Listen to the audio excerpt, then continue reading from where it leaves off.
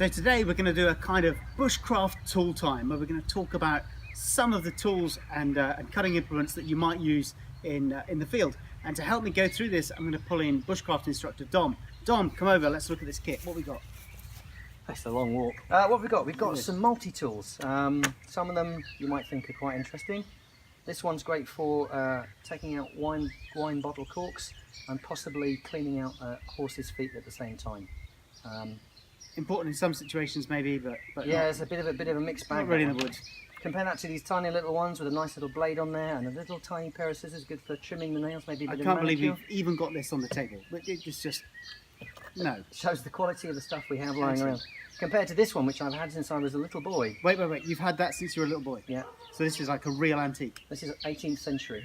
Excellent. Yeah, came from Germany originally, and it's got a fork and a spoon and a knife, which I haven't worked out how to use all three at the same time yet. Okay, you're just obviously not good enough. That's it. The more modern versions, most people tend to rely on two main brands, Gerber or Leatherman. Which do you prefer? I prefer a Leatherman, but it tends to stay in the car and I use it when I need it. What really concerns me with these things is the folding blades. I really don't like a blade that can fold in on itself. I still remember the injuries as a small boy where you're pushing through wood and then the blade closes in on your hand. It's not a good thing to do. But with the Gerber and the Leatherman, both brands, the blades are lockable, aren't they? So it's not going to collapse back in there. Modern ones are now, yeah. Yeah, cool. So, you guys, do you prefer Leatherman or Gerber? Drop us a line in the comments and don't just tell us a name which, tell us why you prefer it. Sell this thing to us, tell us all about it. Right, moving on, we've got some more classic bushcraft style fixed blade knives. Yeah, Mora blades, these are great. Nice carbon steel blades, easy to keep sharp, easy to get to a good sharp blade, especially when they've been abused. I love them for groups because they're so cheap. These ones are ridiculously cheap, and they're even available over here in the DIY shops. It's like Are they hard wearing? Do they last forever? They don't last forever. I actually broke two in the space of about 2 minutes once. How did that feel? Did it impact you in any particular way? Well, Jason, who was one of my friends who was with me, was very upset and told me to stop breaking blades. For me, I wasn't too worried because they're just ridiculously cheap. I kept going until I got no knives left. That would have been bad for the expedition we were on, I guess. And then we've got some secateurs. Yeah. Ready? Absolutely, really. Well, they're easy to keep in my pocket. I can fold them away nicely, and they're good for pruning things. Knives are fantastic, but you've got to sort yourself out. If I'm with a group, there's not always space, and I need to be able to clean branches off, clear a space, and these are very, very good and easy to use. Cool. Right, moving on to some really sexy stuff, right? Bushcrafters love their knives, and this is a handmade knife that you got here in Hungary. This is yours. Absolutely. It's a really sort of sexy bit of kit. Just from up the road, actually, with a nice blacksmith. There's two brothers who run their own smithy. And it's all shiny, and it's sharp, and it looks great. Dude, tell us about your knife. Tell us about the knife. Well, yeah, it came locally. These guys are great. I had a choice of 100 knives. Everyone is slightly different. They use a different piece of wood. This is actually from the local river, from the Zolla near here. And it's a piece of driftwood, you could call it really, that they used, and they've stained it nicely. And I chose one that's good for me. The handle feels nice, it feels good in my hand.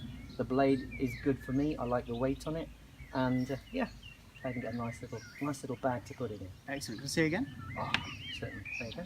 Yeah, we must have the same size hands because it fits me too. You might not find this left in your bag next week. Thank you very much. So just slip that away. And then we've got this really cool thing here. This is one of my favourites. A machete or parang golok. There's lots of different names for this type of tool. They're all slightly different. I spent quite a bit of time in the West Indies and South America in the jungles, and they use these all the time for hacking away undergrowth, even for cooking, preparing veg and preparing fish. And generally you have a different sort of level of sharpness on different parts of the blade. Tell us about this and how you would use it.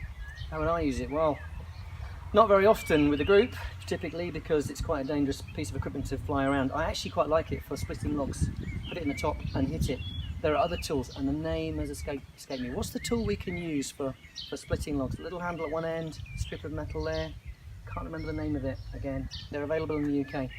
The problem with those is they're effectively single use, whereas a good machete, I can use it for clearing away undergrowth. I can split logs with it.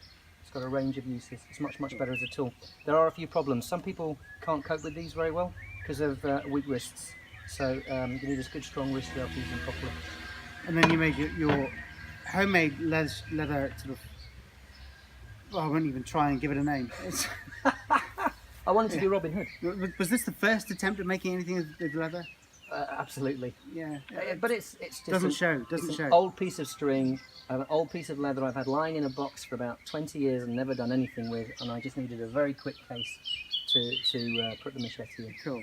Okay, so apart from the machete, which you can use to process wood quite fast, now we're going to move on to things for processing larger bits of wood. So we're going to start with something really simple. Now this is a bow saw.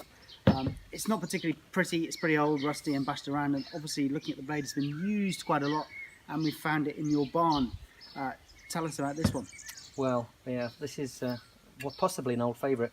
We used to use them all the time. This is the old Scouty style equipment, and my parents were involved in this sort of thing as well, so I've got loads of these lying around. Easy to use, a little bit dangerous if you can hack yourself with them, which is a bit of a problem, although there are nice safe techniques for sawing.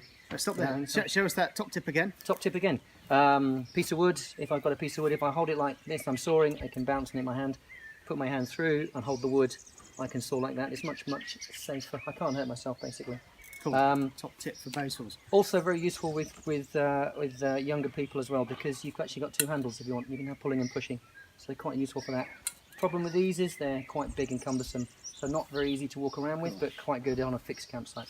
So that's where we tend to turn to this kind of thing, little folding saw. Tell us about this, and then we'll compare saws. We'll compare saws. Well, this handy little tool came from a very popular orange labelled DIY store many years ago for about £10. It's really easy. Again, I can put it in my pocket, and I can use it for basic clearing. It's very cheap, so the blade tends to kink, and there's a kink in this one now. So it's at the stage really where I should throw away and get another one. Now, so you pay £10 for this? Yeah. And it's pretty much a throwaway item, and if you lost it, it's no biggie, right? Correct. I paid 15 quid for mine. It's awesome. You should have made the extra investment. Ouch. Okay, what's this cool stuff here? Now, I recognise this as a wire saw, and when I was very young, hanging out in the woods and things, I used to use one of these to try and cut and process wood. Try. Use the word try. Yeah, well, you tend to get bored after the first sort of 4 or 5 hours of trying to cut a 3-inch branch. You tend to get a little bit bored, don't you? Is that because they go blunt? And they used to sell these quickly? in the army surplus store. Yeah, that's it. But they go blunt so quickly. But then you've got something that looks sort of ultra beast-like. I got to touch it first. Oh, God. Look at this. This is just. I don't even want. No, this is sort of from a horror film. Well, I think they could use it very easily. Yeah, I love it. This is my new toy, yet to be used. If anyone else has got these... Go closer, go closer. Show the camera. Look at this. This is my hand chainsaw. So I got it in mail order. I thought I'd give it a try. That's the kind of thing, we're out in the woods, right? And you Yeah. pick that up, I look at it and go, we're going to need a bigger log. I hope so. I hope so. Great fun. I hope it works. But if you guys have tried these, if anyone else out there has tried these, let us know how you get on. And then we have, not particularly easy to carry, a giant pair of, I don't even know what you call them. What do you call it? Scissors. Scissors. I cut prune my apple tree with these things. They are good for pruning. They're Do you pruners. take that in the field? I do, but only in a backpack. Again, they're quite useful. It's just so quick. I can cut through 1.5 inch thick wood, 4 centimetre thick wood with these very, very quickly. I don't need to mess around with little saws and axes and stuff, and I can do it with other people around me. I don't need a clear space and lots of room to get on and use these. So if you're going out to teach a course, you're going to an area of woodland and you need a bit more clear space, you'd use that to create the space safely and efficiently. Safely and efficiently, even with people around me. Nice and easy to use. And then the other sort of obligatory bushcrafters kit, an axe. So you've got a little axe, wooden handled, and a blade cover. Yep. Enjoy. Fantastic, aren't they great? This is actually one of 4 that I've got. This one's my favourite. Really, I choose an axe that's comfortable for me. I like a nice weight. I'm looking for a handle that's good for me, and something I can hold well. So I've got a range of them because, again, I'm working with lots of people. I've got lighter ones, I've got slightly heavier ones, longer handle, so people can find something that suits them. So it goes a bit along the lines of, this is my axe. There are many others like it, but this one is mine. No, it's mine. Okay, this is yours. Then we've got a much larger That can be yours if you felling like. axe. Too big for my pocket. Are you sure? That's the problem. Exactly it. It's too big for my pocket as well. It's a great piece of kit. I love it. but it's really good for fixed camps rather than walking. I would never take that on a long expedition because it would just destroy me to have to carry that everywhere. Really useful for felling trees, clearly. Mostly I use this for actually training, teaching people how to do it properly and not kill themselves while they're doing it. Nice bit of kit, but not good for expeditions. So we've looked at quite a selection of bushcrafting stuff here, the kind of materials that you might use for cutting and processing wood in the field. This is just a small selection, and we've not used some of the top brands, we've not used some of the more expensive tools that you might rely on, but we're interested to find out what you use. So please do drop a comment in the box below, subscribe to the channel, and tell us what you think about wood processing tools in the field. And tell us not just what tools you use, but tell us why you like them. We want to know the reasons. We want to know if they're long-lasting, lightweight, durable, all these things. Absolutely.